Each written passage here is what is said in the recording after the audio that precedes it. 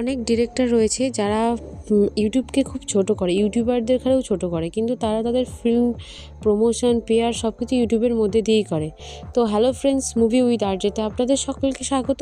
তো আজ আমি কথা বলতে চলেছি আসিজের নতুন একটি মুভি বা ওয়েব সিরিজ, যেটা আপনারা বলতে পারেন, বাট সে একজন ইউটিউবার হয়ে এমন একটা জিনিস করে দেখিয়েছে আমাদের ইউটিউবারদের জন্য, সেটার জন্য তো আমরা খুবই বেশি এক্সাইটেড ছিলাম।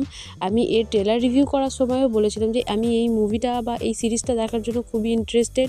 তো আজ চলে এসছে আসিজের নতুন ওয়েব সিরিজ বা নতুন একটি মুভি, একাকী চ্যাপ্টার 1।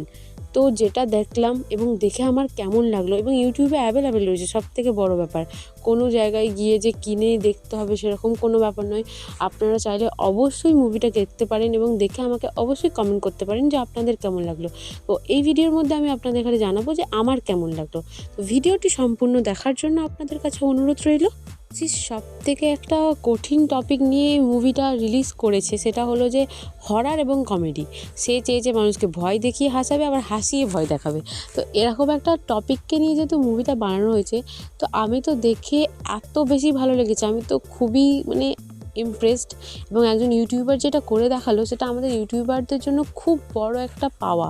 তো তার জন্য তো আমি খুবই গ্রেটফুল যে তার মুভিটা যেন আরও বেশি ভিউ পায়। এবং অনেক অনেক প্রডিউসাররা এখন তাকে দেখে ভয় ঘাবড়ে গেছে ভাই, যে সে একজন ইউটিউবার হয়ে এরকম একটা মুভি এনে দাঁড় করিয়ে দিল মানুষদের সামনে, তাও আবার ফ্রি, কোনো টাকা পয়সা লাগবে না, ফ্রিতে ইউটিউবে দেখতে পাবে। তো যার কারণে তার ফ্যান ফলোয়িংও প্রচুর বেড়েছে। এই মুভিটার ডিউরেশন ছিল 30 মিনিট, যেটা ইউটিউবে অ্যাভেলেবেল রয়েছে। এর পার্ট 2ও বেরোবে। কিন্তু এই মুভিটা দেখার পর আমি যেটা বুঝতে পারলাম, সেটা হলো যে প্রথমেই দেখাচ্ছে যে কয়েকজন ফ্রেন্ড একসাথে রোড ট্রিপে বেরিয়েছে এবং তাদের থাকার একটা জায়গা হিসেবে দেখানো হয়েছে একাকী ভিলা। আর একাকী ভিলা থেকে একাকী নামটা রাখা হয়েছে মেনলি। তো ওখানে গিয়ে একটা কমেডি, একটা ফানিনেস সব কিছুই চলছে। বাট তারপরেই তাদের লাইফে একটা কী আছে, জম্বি টাইপের মানুষ আছে, এবং জম্বিরা তো আগে থেকেই মরা থাকে, তাদের ঘাড়ে কী করে মারবো। কিন্তু এর থেকেও সব থেকে বড়ো ব্যাপার হলো যে ভিলেন হিসেবে তারা অন্য কাউকে ব্যবহার করেনি।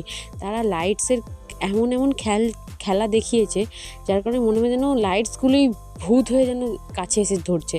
তো এবং সব থেকে বেশি এই মুভিটার মধ্যে যেই শটটা আমার সব থেকে বেশি ফেভারিট, সেটা হলো লাস্টে যে একজন সাদা শাড়ি পরে একটা ঝিলের পাশে দাঁড়িয়ে থাকবে এবং একটা বোল্ডনেস ভাব রয়েছে, একটা অন্ধকারচ্ছন্ন জায়গা, এবং সেখানে দাঁড়িয়ে আছে একটা যে আলাদা রকমের ড্রামাটিক বা সিনেম্যাটিক ব্যাপার সেটা ক্রিয়েট করেছে, সেটা আমার খুব ভালো লাগছে।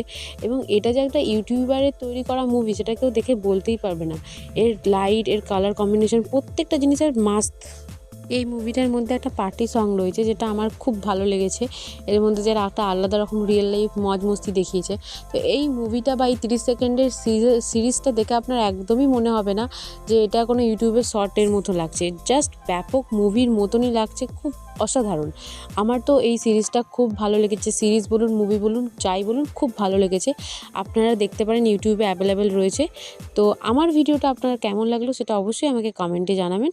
Thank you so much for watching this video.